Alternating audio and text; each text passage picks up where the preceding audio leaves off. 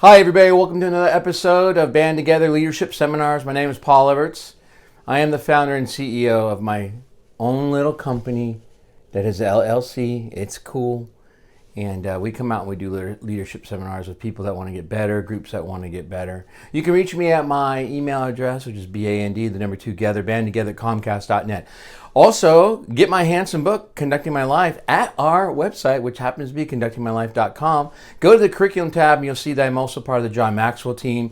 I'm certified to teach and speak and train about 7 different resources. Would love to come out, help you one-on-one, your group, doesn't matter what size it is. We got to get people trained up to be leaders. And John Maxwell is a great, great man. Google him, check him out. He's an award-winning author.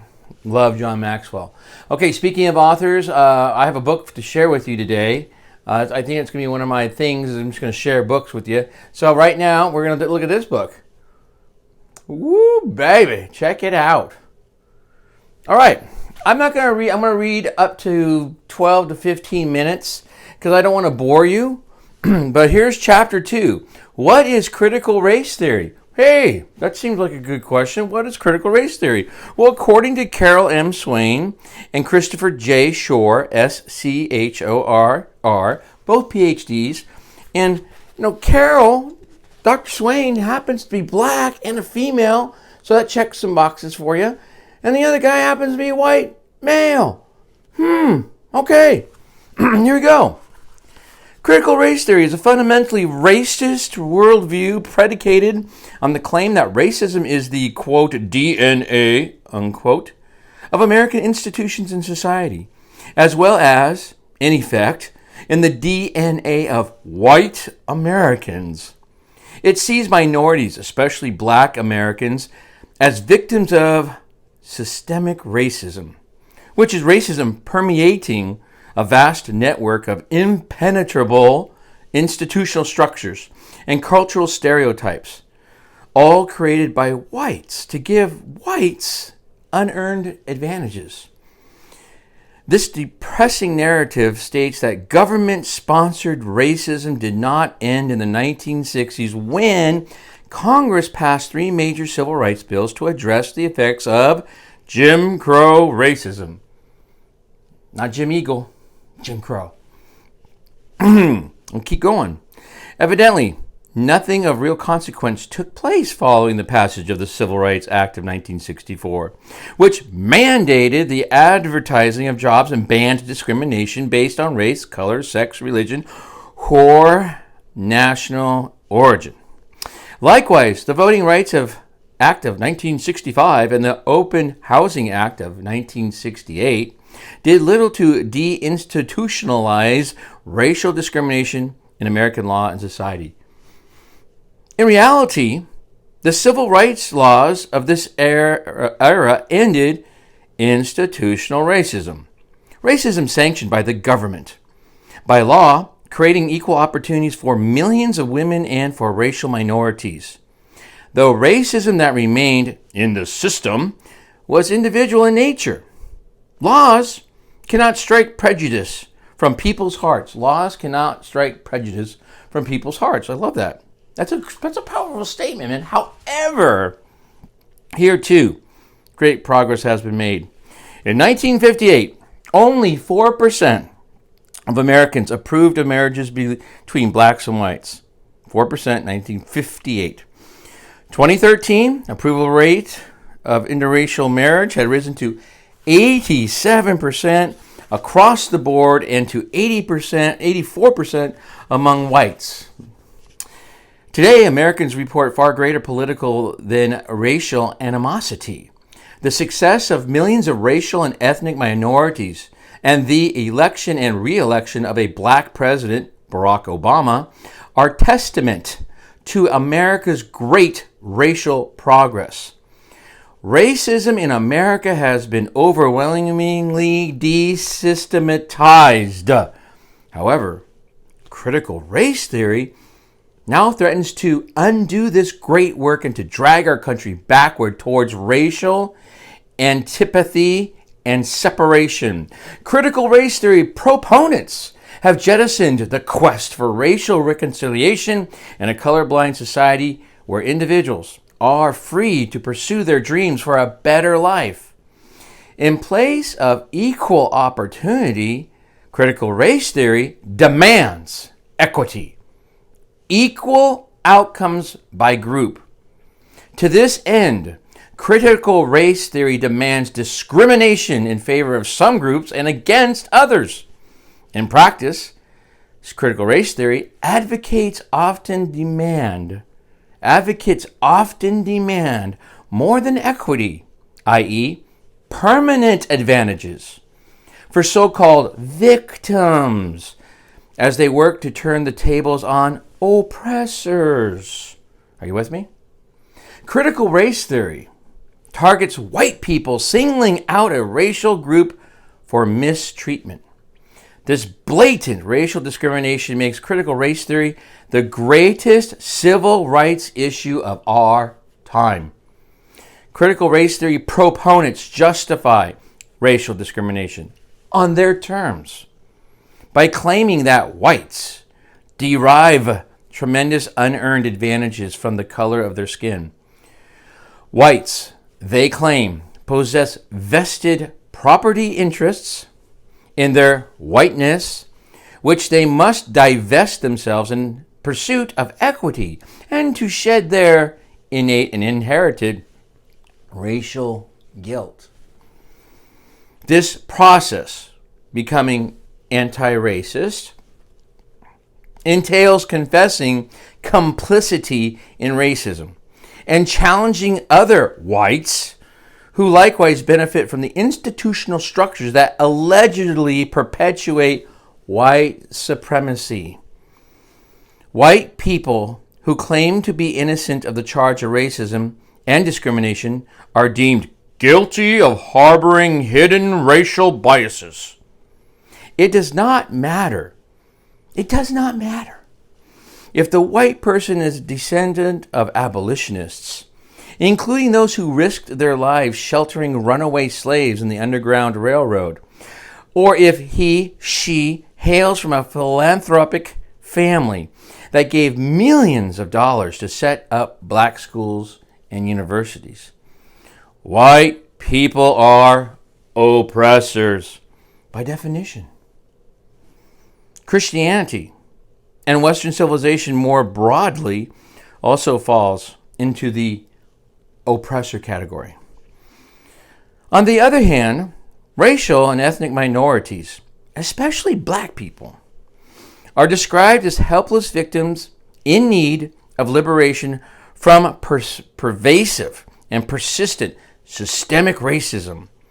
This patronizing account strips minorities of ownership and control over their own lives while attributing to whites seemingly godlike powers to create every sort of malady in black homes and communities. Critical race theory thus harms its intended beneficiaries by creating a sense of hopelessness while eroding decades of goodwill, in some cases goodwill painstakingly built between members of different racial and ethnic groups. The narratives and lived experiences of blacks and other oppressed groups are elevated to a morally superior position over facts, science, and historical data that run counter to its core claims. Every minority is qualified to critique and re-educate others about systemic harms. A failure to agree with a proponent of critical race theory demands re-education rather than honest debate. Such struggle sessions harken back to critical race theorists. Here we go, critical race theories, Marxist origins. One of our points of emphasis concerns the spread of CRT throughout the educational arena. In kindergarten through 12th grade schools, in particular, critical race theory rarely presents itself as CRT.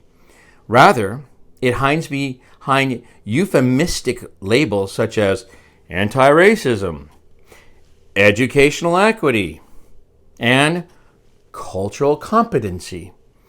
Such methods are plainly deceitful. CRT, critical race theory advocates, market themselves as engaged in a noble effort to combat systemic racism and to bring about a just and fair distribution of resources, in the process rooting out pernicious, explicit or implicit, unconscious or conscious, racial biases. In practice, however, such instruction distorts American history to manufacture conclusions that would never hold up in an honest debate where both sides were able to marshal evidence. That's part of the problem. We are getting one side. And it's so ironic that these people in charge of critical race were so upset because the other side had their one side. Now they want their one side. We need both sides. One more time, 6th grade through 12th grade, there's only 2 years of U.S. history. So let's add ethnic studies. Whoa. Why not add another year of U.S. history? How about civics? Why only 2 years from 6th grade to 12th grade? Under CRT-inspired instruction in the kindergarten through 12 schools, American children are now taught to view racism. I say it again, to view racism as the cornerstone of American society. Our children are taught that whites dominate a racial hierarchy in America and exercise power as a group. White students, again, children, are forced to confront their supposed hidden racism. Children. And its effect on society. In some school districts, claims of systemic racism are introduced to students in the 1st grade. By junior high, students are taught radical and divisive perspectives on whiteness. For example, that any white person who has failed to proclaim himself or herself as anti-racist is a white supremacist, regardless of whether he or she rejects notions of racial superiority. Much like employees undergoing diversity, equity, and inclusion, DEI, training, students are strongly discouraged from challenging these claims and have been punished for doing so. Oh, there's more, and I'm going to go another 2 minutes or so. Concepts such as color blindness, this one gets me. This one gets me. As a Christian, we are all created in God's image. Oh, this one kills. Concepts such as color blindness, assimilation, and merit are dismissed as cynical means by which white people maintain their power and privilege in American society. The great achievements of the civil rights movement are consequently disparaged, as are the achievements of black people who were not victims and who refused to see themselves as victims. How this distorted vision of racial oppression will benefit American society, much less the children exposed to it, is anybody's guess. While white children, or will white children benefit from the self-loathing imparted to them by the critical race theory instructors? I got a handout from an ethnic studies class I've seen a handout or two. Or from the bullying, shaming, intimidation, and hostility they experience as a result of it? Will black and other minority children benefit from instruction aimed at eviscerating their personal agency, their sense of being in control of their own lives, rather than being at the mercy of mercurial systemic forces? At this point, many readers of this book will ask themselves where this hateful and divisive ideology comes from. To answer that question, we must turn to two prominent critical race theory proponents, husband and wife, Richard Delgado and Gene Stefanich, Stefancic, both of whom are law professors and social critics. Delgado, believed to be one of the founders of critical race theory, and Stefanich defined critical race theory as, quote, a collection of activists and scholars interested in studying and transforming the relationship among race, racism, and power. Studying race, racism, and power seems like a worthy pursuit, unlike saying bullying children. How then might the one lead to the other? How is it that critical race theory scholars and activists go about their task? Until next time, everybody. Hey, good book. One of the things I want to bring up to you about this book, and I'm going to read some more next week, so sorry those who don't want to see it and ignore it and don't believe it, is this book. I just want to show you. It's kind of funny. This book is 70, well, can you see it? It's 79 pages. You go to the notes, page 91, page 91 through 129. 91, 129, I believe that's 38 pages of notes. Then, and I get no money for this book. You have Appendix A, resources, combating CRT, CRT in education and employment, CRT in theory, some important works from CRT proponents. They have proponents in there. I wonder if even Kenny's book has any proponents. I don't think so. Don't think Robin DeAngelo's book either. No. Some important related work, and this is white studies. Then Appendix B, Model School Board Language to Prohibit Critical Race Theory. Again, this is Black Eye for America, How Critical Race Theory is Burning Down the House. Dr. Carol M. Swain, Dr. Christopher J. Schorr. And again, the question is, how then might the one lead to the other? How is it that critical race theory scholars and activists go about their task? That's a cliffhanger. Begin with the end in mind. Every choice you make is who you are, so better choose wisely.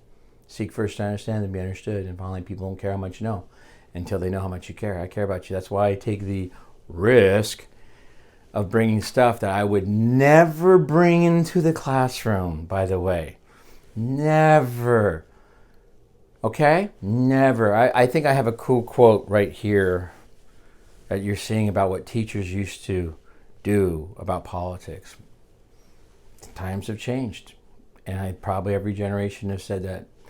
Times have changed. Thank you so much for being with me on my little 15, 16-minute book reading. And hey, I'll hope to see you next week on the 21st of September after that too, okay? Have a great week, everybody. Love you. Thank you so much for being part of my life. Bye.